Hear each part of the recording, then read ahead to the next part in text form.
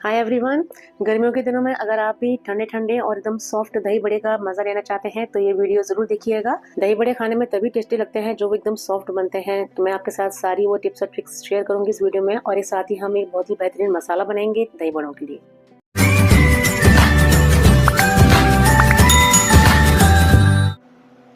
बड़े बनाने के लिए मैं यहाँ पर दो तरह की दाल का यूज़ कर रही हूँ। 1 कप उड़द दाल और आधा कप मैंने लिए मूंग की दाल। तो वैसे आप खाली उड़द की दाल के भी बड़े बना सकते हैं, पर अगर इन दोनों को मिला के बनाएंगे तो वो भी बहुत टेस्टी बनते हैं। तो दोनों दालों को मैं अलग अलग भिगो रही हूँ यहाँ पर। अगर आप है ना सॉफ्ट बड़े बनाना चाहते हैं ना तो इम्पोर्टेंट स्टेप है इनको भिगोना। एटलीस्ट 6 से 7 घंटे इनको भिगोना बहुत ज़रूरी है। तो मैं इनको ओवरनाइट भीगने के लिए रख दूँगी, तो आराम से ये 7 से 8 घंटे भीग जाएंगे। तो चलिए इनको मैं ओवरनाइट भिगोने के लिए रख देती हूँ ढककर। तो ये देखिए, अगले दिन जब हम इसका पानी निकाल देंगे तो कम से कम 2 से 3 बार आप इनको वॉश कर दीजिएगा।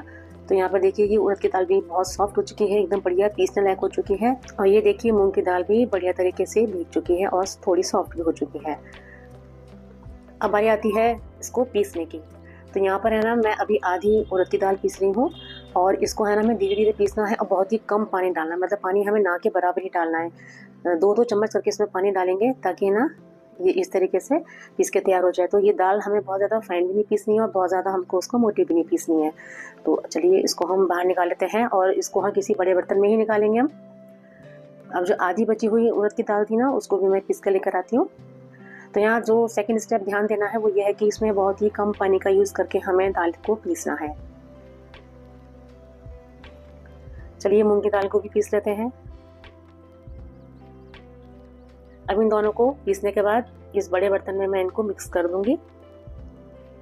तो पहला जो स्टेप था वो था हमारा दाल को भिगोना, जिसको कम से कम हमें 7 से 8 घंटे के लिए भिगोना ज़रूरी है। और उसके बाद जब हम उसको पीसते हैं तो हमें इसको बहुत ज़्यादा फाइन भी नहीं पीसना होता है और बहुत ज़्यादा इसको मोटा भी नहीं पीसना होता है। अब तीसरा स्टेप आता है दाल को अच्छे तरीके से फेंटना।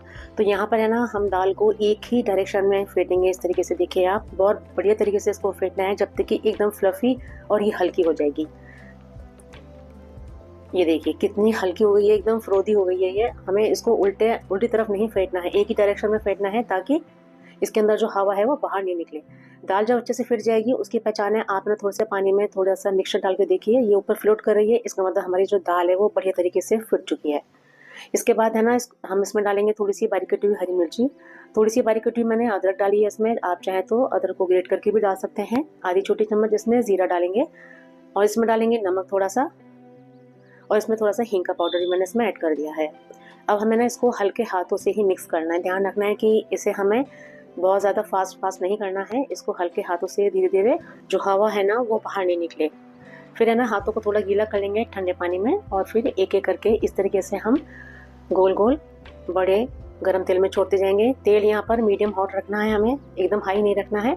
और उसके बाद है ना इनको हमें अलटते पलटते हुए सेकना है जब तक कि ये बढ़िया से अंदर तक सिक जाएं और बाहर से ये क्रिस्प हो जाएं और इनका कलर है ना गोल्डन ब्राउन हो जाए। तो ये देखिए हल्का गोल्डन ब्राउन कलर हो चुका है, ये अच्छे तरीके से अंदर से फ्राई हो चुके हैं। तब हम इनको तेल से बाहर निकालेंगे। वड़ों को फ्राई करने के लिए हमें यहाँ पर फ्लेम को मीडियम टू लो रखना है। ये देखिए मैं आपको वड़े को तोड़ के भी दिखाती हूँ। ये ऊपर से क्रिस्प है लेकिन अंदर से एकदम सॉफ्ट और जालीदार बनके तैयार हुए हैं। तो इसी तरीके से हम बाकी सभी वड़ों को भी फ्राई कर लेंगे। अब यहाँ पर बारी आती है इनको भिगोने की। तो मैंने यहाँ पे ना थोड़ा सा गुनगुना पानी लिया है, इसमें थोड़ा सा नमक और हींग पाउडर ऐड किया है।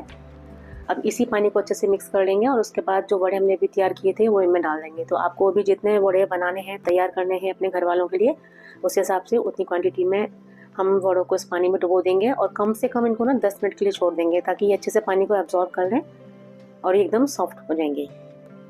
तो जब तक वड़े हमारे भीग रहे हैं तब तक हम इसके लिए एक मसाला तैयार करते हैं। बहुत ही टेस्टी मसाला बनेगा। उसके लिए एक पैन को गर्म करके उसमें 2 बड़े चम्मच हम इसमें जीरा को भूनेंगे, और जीरा हमें अच्छे से भूनना है क्योंकि इस जो वड़े होते हैं ना इनमें जो सबसे ज़्यादा टेस्ट जो आता है ना, मेन इंग्रेडिएंट वो जीरा होता है। तो जीरा को अच्छे से भूनने के बाद उसको अलग प्लेट में निकाल लेंगे। फिर यहाँ पे ना थोड़ी सी काली मिर्ची और अजवाइन और 3 से 4 सूखी लाल मिर्ची, इनको भी हम लो फ्लेम पर भून लेंगे। इनको भी निकाल लेते हैं। सबको ठंडा करने के बाद अब हम इनको ग्राइंडिंग जार में डाल के इनका एक फाइन पाउडर तैयार करेंगे। इसमें हम थोड़ा सा नमक ऐड करेंगे, सेंधा नमक, थोड़ा सा काला नमक, और इसमें डाल देंगे हम चाट मसाला आधी छोटी चम्मच। तो चलिए मैं इनको बारीक पाउडर पीस कर लेकर आती हूँ। ये देखिए इस तरह का पाउडर हमें तैयार करके मिल जाएगा, और यही पाउडर हमें यूज़ करना है आगे चल के। ये देखिए 10 मिनट करीब हो चुके हैं वड़ों को यहाँ भीगे हुए, और ये बहुत सॉफ्ट भी हो गए हैं। इस तरीके से हल्के हाथों से हम इनको निचोड़ देंगे, जितना पानी इनसे निचोड़ सकते हैं हम। ये देखिए इस तरीके से। तो बाकी सभी वड़ों को निचोड़कर हम एक साइड में निकाल लेंगे।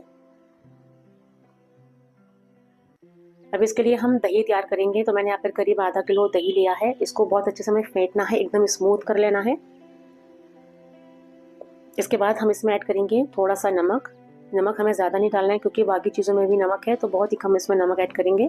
अब हम इसमें डालेंगे 2 छोटी चम्मच चीनी। आप चाहे तो चीनी को पीस कर भी डाल सकते हैं या फिर ऐसे भी डाल सकते हैं। इससे क्या है ना, दही में थोड़ी सी स्वीटनेस आएगी जो खाने में बहुत टेस्टी लगेगी, तो आप चीनी इसमें ज़रूर डालें। इसके बाद इसको बढ़िया तरीके से मिक्स कर लेंगे। चीनी एकदम डिज़ोल्व हो जानी चाहिए इसमें, और ये दही भी एकदम स्मूथ हो जाना चाहिए। तो मैंने यहाँ पर इमली और गुड़ की चटनी तैयार करके रख ली है। हरा धनिया और पुदीने की चटनी भी तैयार कर चुकी हूँ मैं। और जो हमें मसाला चाहिए बाद में स्प्रिंकल करने के लिए दही वड़ों पर, वो भी हमारा रेडी हो चुका है। दही हमने तैयार करके रख लिया है। अब हम चलते हैं और दही वड़ी की चाट बना लेते हैं। तो उसके लिए ये देखिए दही हमारे एकदम बढ़िया तरीके से स्मूथ हो चुका है। अब हमने जो वड़ों को स्क्वीज़ करके एक साइड पे रखा था, उनको हम एक ही करके डालेंगे और इस तरीके से इनमें डिप कर देंगे दही में, और प्लेट में निकालते चले जाएंगे। अच्छा, दही वड़ों को ना हम 2 तरीके से सर्व कर सकते हैं। एक तो जैसे मैं सर्व कर रही हूँ इनको डिप करके, या फिर आप ना अपनी हथेलियों के बीच में वड़ों को प्रेस करके इनको फ्लैट करके जैसे दुकानदार देते हैं, वैसे भी आप इनको सर्व कर सकते हैं। तो आपकी चॉइस है, जैसे आपको पसंद है वैसे सर्व कीजिए। इसके बाद है ना वापस से हम इसके ऊपर दही डालेंगे। दही डालने के बाद हमने मसाला तैयार किया था ना, वो हम इसके ऊपर स्प्रिंकल करेंगे। तो इससे क्या होगा ना कि जो मसाले का फ्लेवर है ना, वो अंदर तक हमें फील होगा जब हम इसको खाएंगे। तो इसको स्प्रिंकल करने के बाद फिर हम यहाँ डालेंगे हरी धनिया पुदीने की चटनी को ऊपर अच्छी तरीके से स्प्रेड कर देंगे सभी वड़ों के ऊपर। फिर हम इसके ऊपर डालेंगे इमली और गुड़ की चटनी। तो जितना आपको मीठा पसंद है उस हिसाब से आप इसमें इमली की चटनी डालिए। और फिर इसके ऊपर है ना वापस से हम वही मसाला स्प्रिंकल करेंगे जो भी हमने तैयार किया था।